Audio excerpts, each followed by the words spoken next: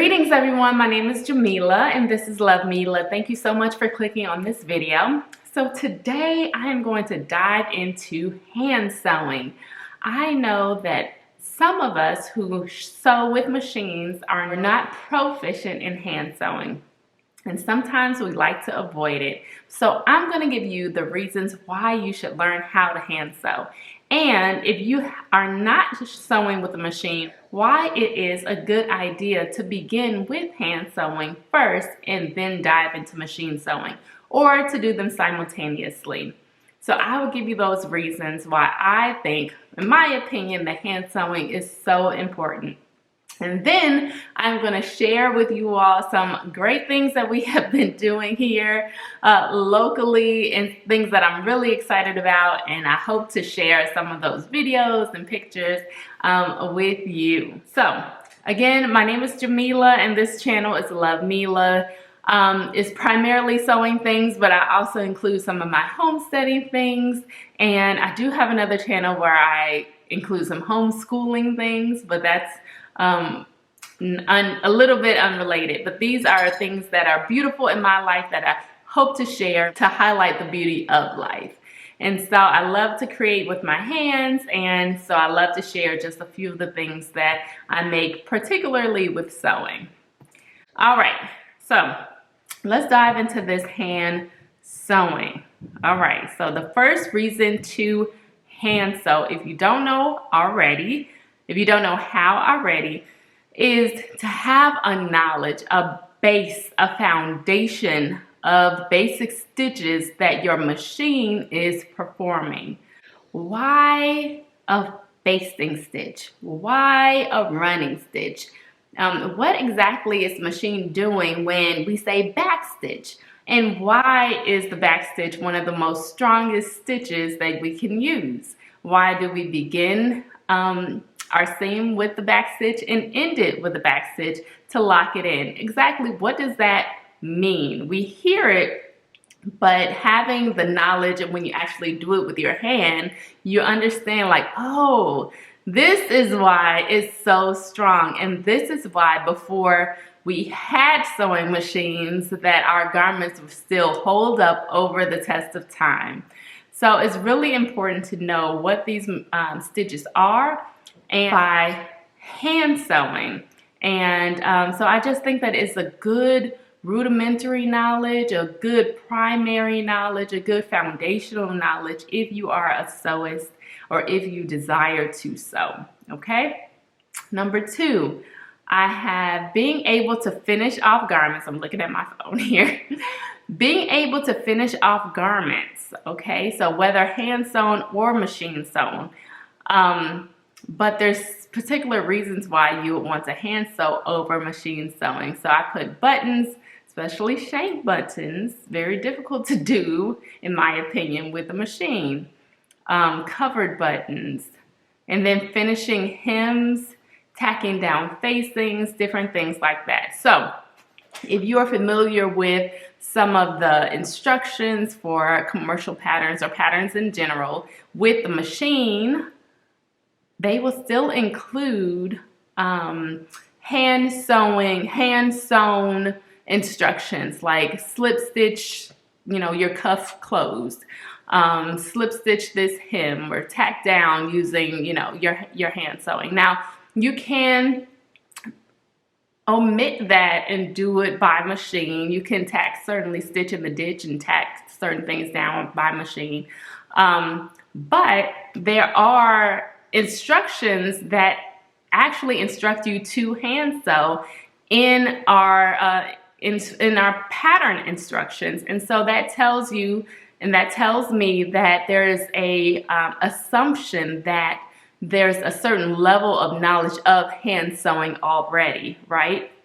Okay, and sometimes, depending on what it is, depending on where you are, and we'll get into that a little bit later, that's the next one, it might actually be easier to just whip out a needle and a thread and get to finishing off those buttons while you're doing something else, watching something else, get to finishing off that hem. with your needle and your thread, and it's not necessarily slower. Once you learn how to hand sew, once you get proficient in hand sewing, you can do it fairly quickly. And I have a story about that, a couple of stories, but and what I don't have on here, and I'll say it later, but number 3, sewing while traveling or while you're not able to actually carry a sewing machine. You can't take your machine everywhere, people. Okay, so I was at the doctor's office, and sometimes that is a wait. And I had a project that I wanted to finish, and I don't have it with me, but I have this little bag, like a little travel bag that I keep some of my projects and my hand sewing projects in. And so I can actually do that while I'm sitting at the doctor's office, or, you know, while you're sitting at your gate waiting for your flight to board or something like that. You can't bring your big sewing machine and serger with you, but you want to finish a project. And so while you're traveling, you have your little sewing kit and you're ready to finish whatever finishing needs to be done. Or if it's an actual project, you're ready to do that project. Sometimes we like to keep our hands busy and we like to crochet and knit, and I will add hand sewing to that list. And nowadays, some things are coming back as to crafts and mindful activities, I would say. So cross stitch is more popular now. Hand embroidery with the hoops by hand are more popular now, and those are stitches that you would have to learn with hand stitching anyway. So it's really important and just a nice hobby to have. So think about that when you're in the spaces where you can't have a sewing machine, or when you're traveling and you don't want to have a sewing machine.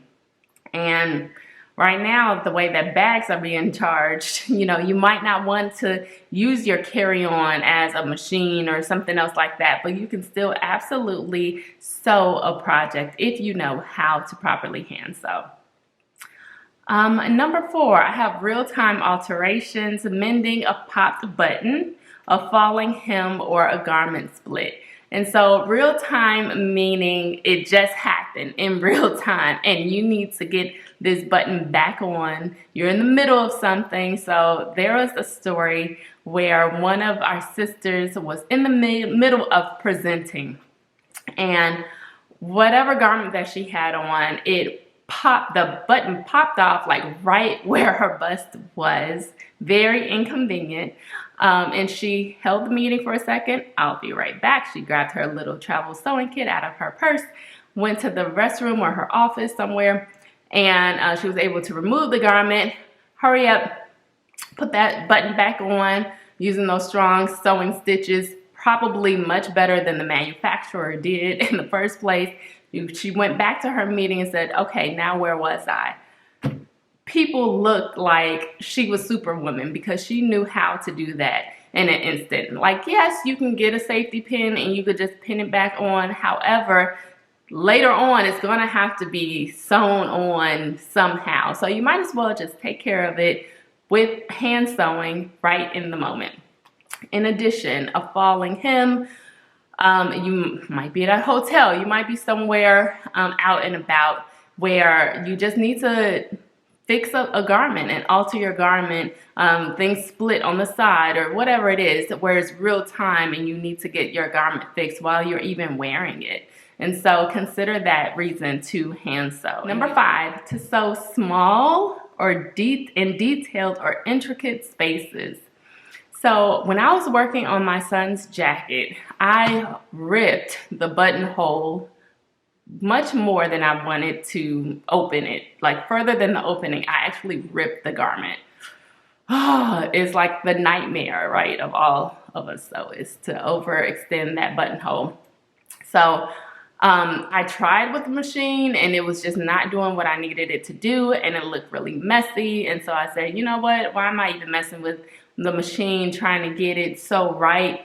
I had to have my hand, my little needle and my thread with a double thread, and I went in and I hand stitched the buttonhole closed as much as I needed it to be closed, and it looked like I never even messed up. With machine, it looked like there was a definite issue, but when I took those stitches out and redid it with my hand, it was much neater. And just those small spaces, sometimes it's just difficult to get the machine to do what you want it to do. It gets stuck in the feed dog sometimes, and you're, all of this troubleshooting with the machine when you could just do it by hand and have it one and done. I also had another time where I was doing alterations on a garment that had a tight knit. And I don't know why, but my machine the stitches weren't stitching, like they weren't being secure and they were coming out. And I think that the knit might have been too tight, or I didn't have the right needle, whatever the case is. I was having some issues with my machine actually doing it. And so I said, instead of wasting my time fooling with machine, going to the store and testing out a different needle, let me just do it by hand the way I know how to do it. I put some back stitches and made the darts by hand, no problem. Went in smooth like butter. I didn't have to worry about stitches not catching the material and all of this kind of stuff. And because I knew how to hand sew, it was fine. And last but not least, I didn't have this on my phone, but I just thought about it. If you are in evening wear, if you're in bridal wear, if you want to go into those spaces, or couture, sometimes they are more heavy in hand sewing techniques. So if you're ever interested in going that route, they will tell you a lot of bead work, special appliques and different things that the machine cannot be used for. They do a lot of hand sewing, and that's why the garments are so expensive. A lot of things are done by hand with those intricate details, those intricate like feathers and like all of that kind of stuff, sometimes have to be done by hand. So if that's what you want to create, you may be limited if you don't know how to hand sew, and so you don't want to ever limit yourself. And so it's always something good to have anyway. You never really know when you're going to use hand sewing. Even though I still use my machine the majority of the time, I already gave instances where hand sewing really came in handy. So if you don't know how to sew, I encourage you to try to hand sew. And if you do know how to sew on the machine, I encourage you to try to hand sew. I think that it is a wonderful complement, a wonderful foundation to the knowledge that you already have, okay? So I just wanted to come on and say that, and I wanted to share with you all some of the classes that we have locally. So me and a sister friend have decided to do what we've wanted to do for a long time and offer in-person sewing classes. And so we started that, and we began with hand sewing, and we have the greatest students, the greatest clients, and they're going through their projects now or coming to a close, but we are going to continue it. We're going to keep going. We do have a lot of interest in people who want to learn how to hand sew and then go into machine sewing. And for us, we think that hand sewing is that important that we do require that you go through our hand sewing course first and then graduate into the more the basic and then more advanced machine sewing classes. And so that's how we've structured it.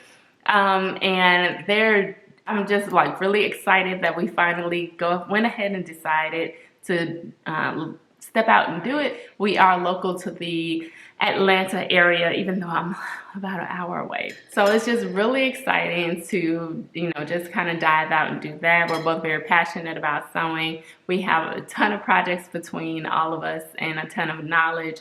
And so we're just really excited about that endeavor. And so I just wanted to share that with you. Between my oldest, between my youngest, between the new sewing classes, between the homesteading and all of the things, trying to still take time out to get some of my personal sewing projects done. So hopefully next video I'll be able to share that with you. But in the meantime, I just thank you for clicking on this video, and I hope to see you again soon. Thank you so much for watching. Please like, share, and subscribe. Please put in the comments if you hand sew, if you're interested in hand sewing, and any of the reasons that I might have missed. Go ahead and put that in the comments below. I'd love to hear from you all. And I hope to see you in the next video. Bye.